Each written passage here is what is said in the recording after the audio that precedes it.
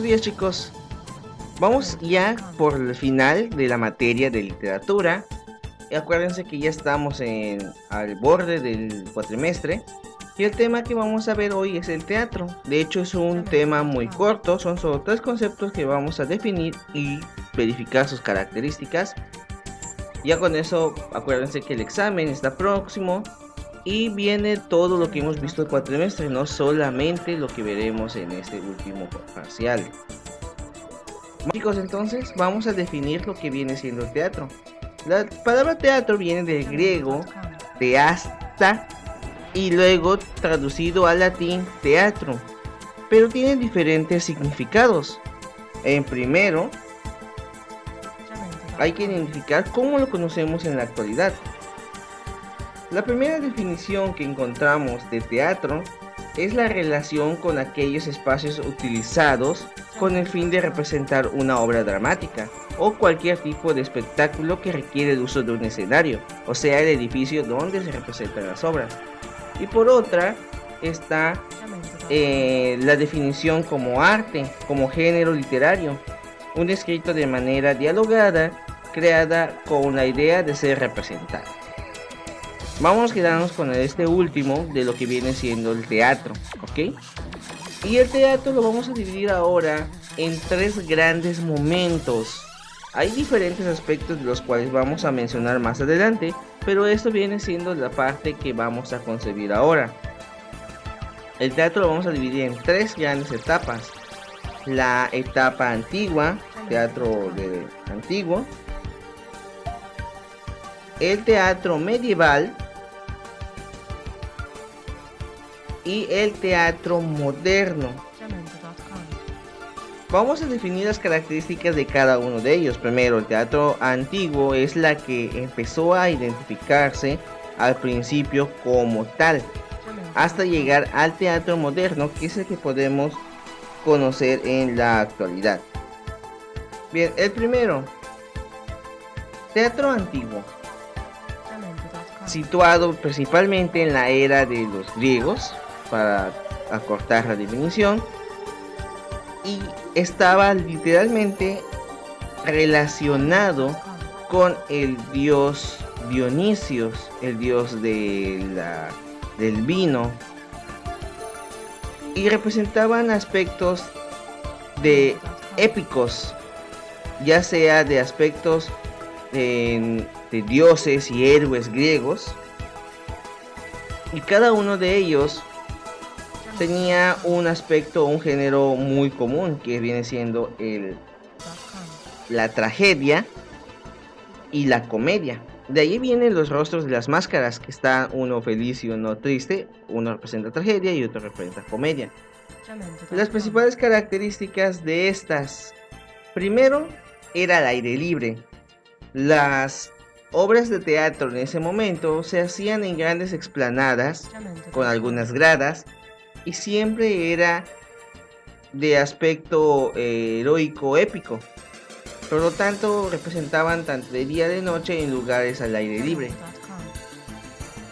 Sacrificios. Los sacrificios eran muy comunes en esta época.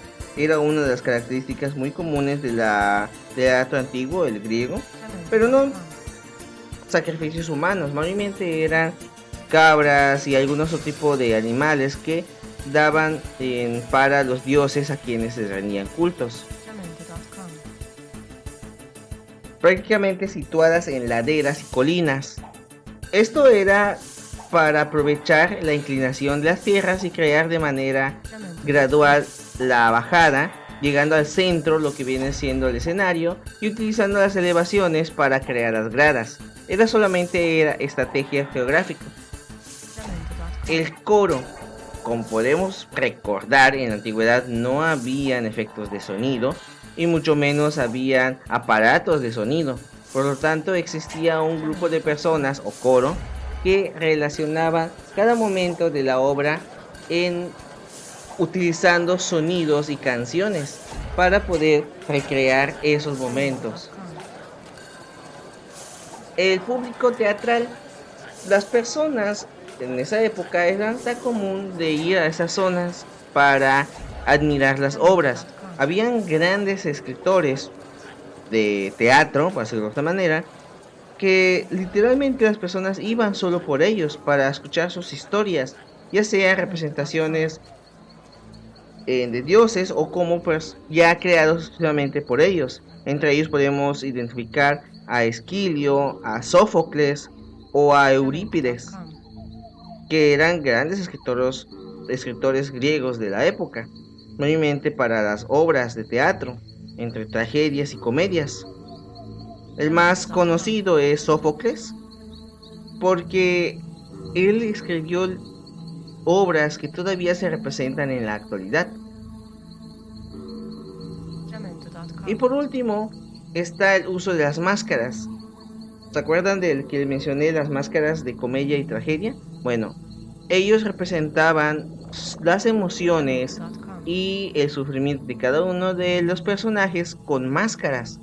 No era tanto de que ellos actuaran como tal, sino usaban máscaras para recrear a los personajes. Dato curioso, solo se le permitía la actuación a los hombres, pero habían personajes femeninos, así que habían hombres que interpretaban esos personajes. Bien, el segundo tipo de teatro es el teatro medieval. Dentro del teatro medieval podemos identificar muchos otros tipos de aspectos teatrales, pero solamente lo vamos a englobar en estas características que vamos a ver, principalmente porque todas ellas eran iguales. La primera característica que vamos a identificar es que era teocéntrica. ¿Qué quiere decir eso de teocéntrico? Para aquellos que recuerden, el teocentrismo era una ideología que decía que todos los ámbitos se giraban alrededor de Dios. Teos, Dios, céntrico o centro. O sea que no solamente la religión era la más fuerte, sino que involucraba todos los ámbitos, ya sea político, económico, científico, etc. Y obviamente el arte no era la excepción. Por lo tanto, no solamente las obras literarias y el teatro giraban alrededor de todos estos entornos. Quiere decir que todas las obras teatrales durante la época medieval eran representaciones de escenas de la Biblia, ya sea la crucifixión, el nacimiento, las Vía Crucis, etcétera, etcétera. Eran aspectos teatrales litúrgicos, que vamos a mencionar quizás. Y por lo tanto eran representadas dentro de las iglesias. En las iglesias se hacían todas estas obras. Actualmente todavía se hacen algunas, pero ya no es tanto como por que todas sean así. Durante la época medieval fue la primera vez que empezaron a utilizar mobiliarios para representar escenas. O sea, empezaron a utilizar, si vamos a hacer, por ejemplo, la escena o una obra de teatro que representaba la pelea de los ángeles y los demonios, pues utilizaban espadas y cosas de ese tipo, que eran literalmente mobiliarios hechos ya sea de madera o de cualquier otra textura, no necesariamente de metal, o sea, reales. Con este uso de mobiliario empezaron a surgir nuevas oportunidades dentro del teatro. El coro litúrgico, al igual que en el griego, el coro litúrgico tenía la misma función que el anterior, solamente que estas pues eran dirigidas hacia la iglesia católica. Como era teocéntrico, pues todo giraba alrededor de él, todo giraba alrededor de Dios, incluyendo la música. El público era religioso, obviamente todas las obras que giraban de aspecto teocéntrico tenían público religioso. Y el vestuario, al igual que el mobiliario, el vestuario empezó a ser muy útil para poder caracterizar las escenas que se definían durante las obras de teatro. Y esto dio paso a la modernización del teatro. Actualmente pues todavía utilizamos tanto mobiliario como vestuario, utilizamos música representativa para las escenas y obviamente pues no es teocéntrico, porque vamos a ver cuáles son las características del teatro moderno. El teatro moderno también tiene sus características. Primera característica que vamos a definir es que eran ideas inalteradas. O sea, todas las obras teatrales que se prestaban ya eran escritas y definidas. Por lo tanto, no había tanta cambio de especulación. Eran géneros ya específicos que se dirigían a un público específico. Uso de iluminación. La iluminación se empezó a utilizar durante el teatro moderno para enfocar y dirigir a las escenas que se van a estar surgiendo, como vimos en los elementos del aspecto escénico. El público era variado, cada obra de teatro también tenía una variedad específica, por lo tanto el público también fue variando entre los gustos. Los escenarios eran vivos.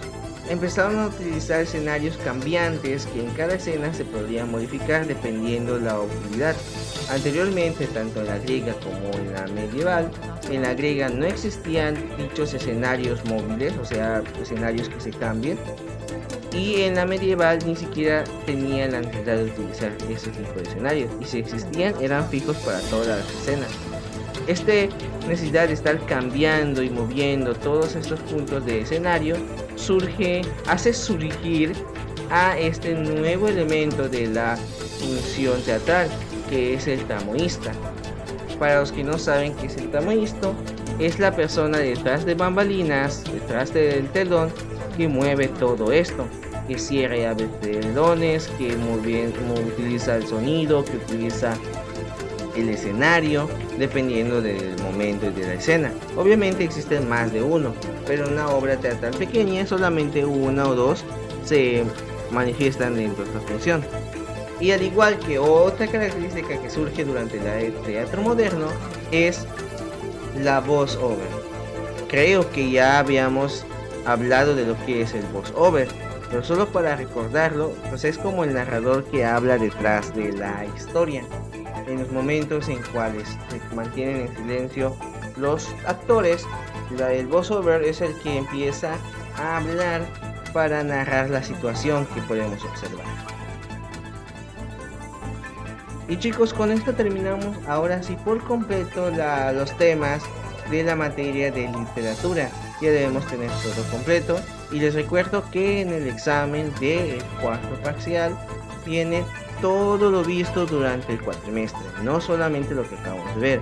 Así que por favor, estén pendientes de todos los avisos que estemos dando, estén repasando sus apuntes. Por eso les pedía que me enviaran sus apuntes.